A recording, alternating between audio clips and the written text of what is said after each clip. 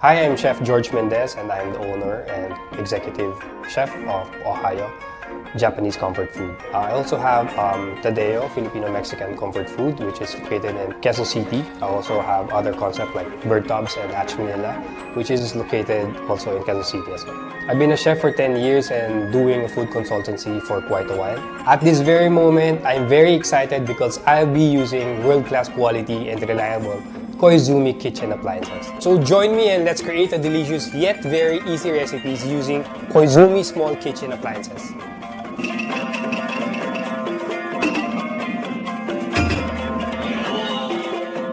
Hi guys! So welcome to another baking series using our Koizumi multi-cooker. By the way guys, if you have comments or suggestions na pwedeng lutuin sa multi-cooker natin, don't forget to comment down below. And we'll make sure na mag-grant yung request nyo. So today, we will make a very simple carrot cake na I'm sure magugustuhan ng family nyo. So for our carrot cake, the ingredients we're going to use are grated carrots, olive oil, white vinegar, raisins, vanilla extract, eggs, cloves, cinnamon, nutmeg, salt, baking powder and baking soda, brown sugar, milk, and flour. So first, mix natin lahat ng dry ingredients. Flour, brown sugar, nutmeg, cinnamon, cloves, baking powder, baking soda, and salt. Then mix lang natin. And then let's move on to our wet ingredients. Mix our olive oil, milk,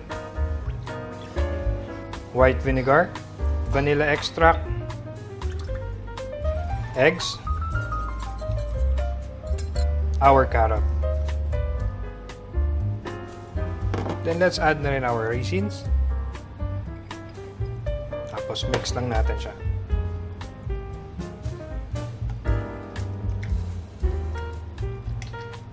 Next step, mix lang natin yung wet ingredients into our dry ingredients.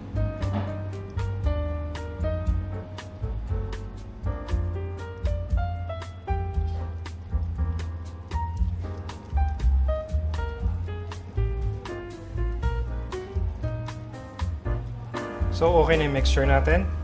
So let's transfer na our mixture.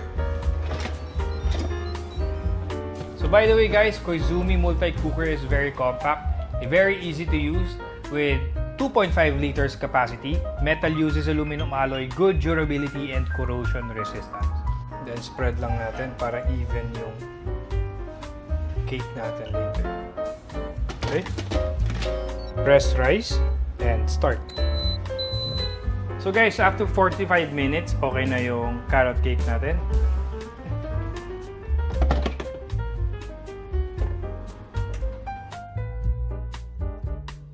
So now let's proceed to our plating. Let's get our plate in our Koizumi dish dryer.